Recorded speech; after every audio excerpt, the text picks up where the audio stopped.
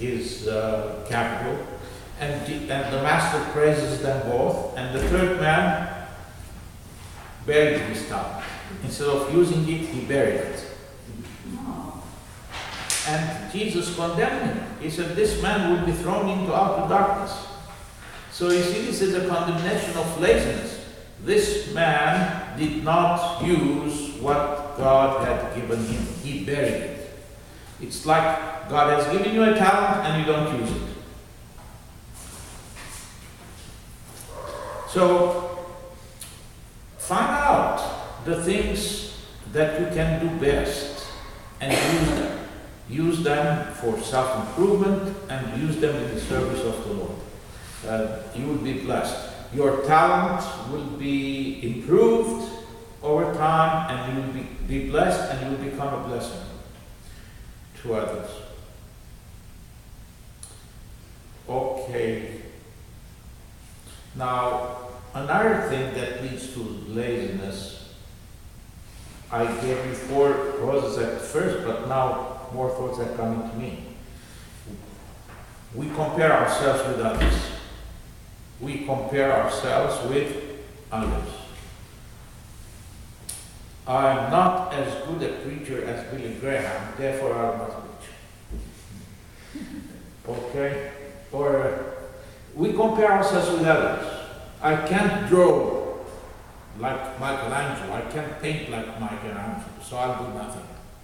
We compare ourselves with others, and this leads to discouragement and also to laziness.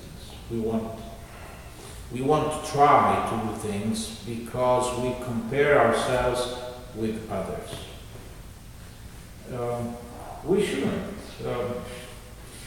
I remember a student who came to his dad with his school report.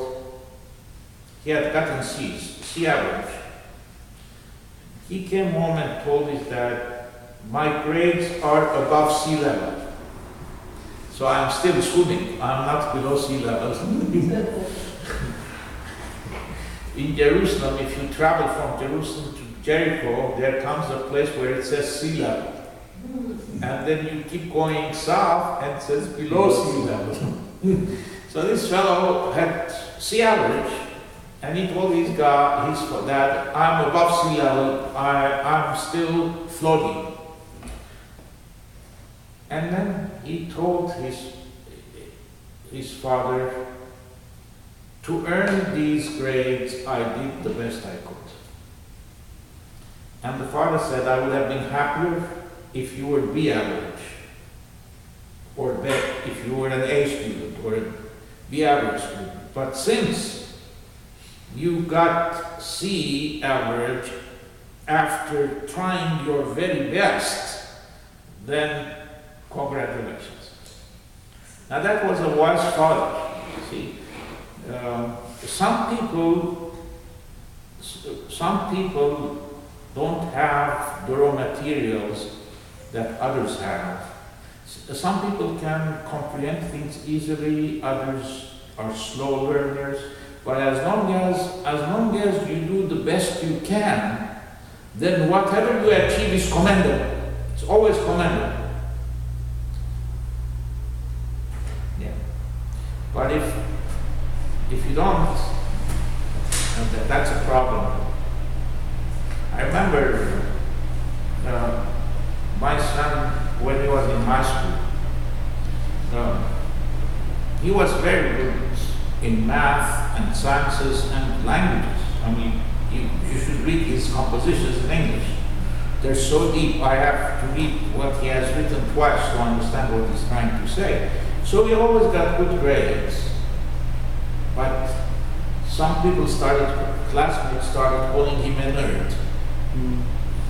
And then one day he came home and said, Dad, I knew all the questions on the test, but I purposely left one unanswered so that I would not get a perfect score, so they would not call me a nerd. See, that's wrong. I'm telling you, you should not compare yourselves with others.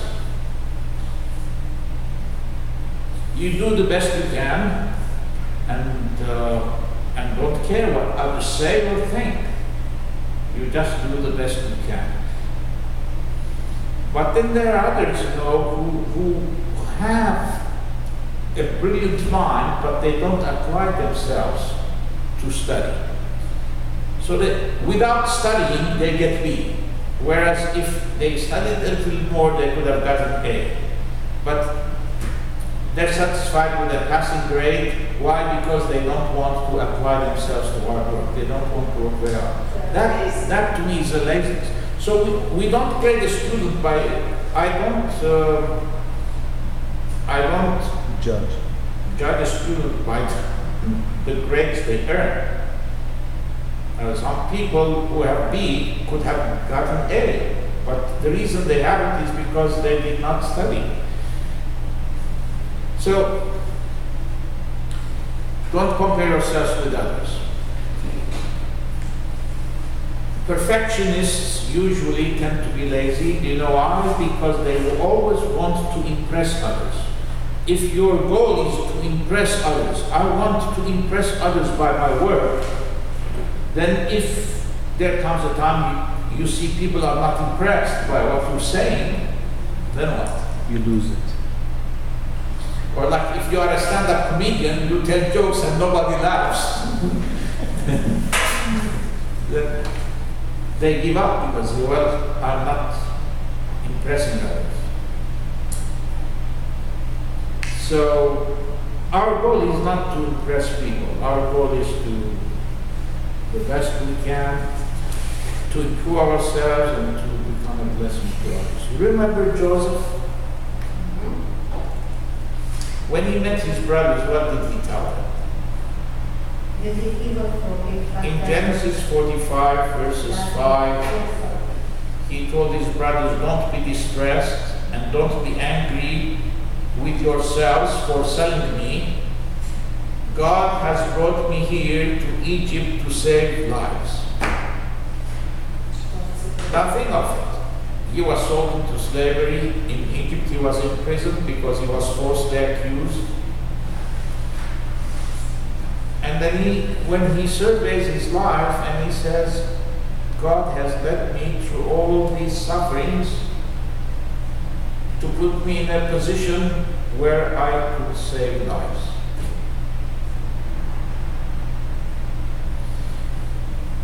Psalm 119, verse 71. King David says, it was good for me to be afflicted. Isn't that strange? It was good for me to be afflicted that I might learn from my distress. Now misfortunes happen to all people. Like what you had a misfortune today. Yeah. Misfortunes happen. Now what's the normal reaction to a misfortune? Lord, why did you allow this to happen? Lord, why me? Okay? So instead of asking why this misfortune happened, we have to ask, what does the Lord intend to teach me from this misfortune? Because in Romans 8:28, God says He is able to make all things work together for our ultimate good. So even God can make a tragedy work for our best good.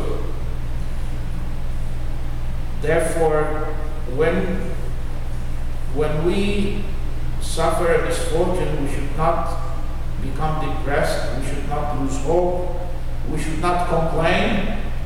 We should say, the Lord has a lesson to teach me, and I want to find out what that lesson is. James, in his epistle, says, it's good to suffer many afflictions, because he says afflictions produces pain.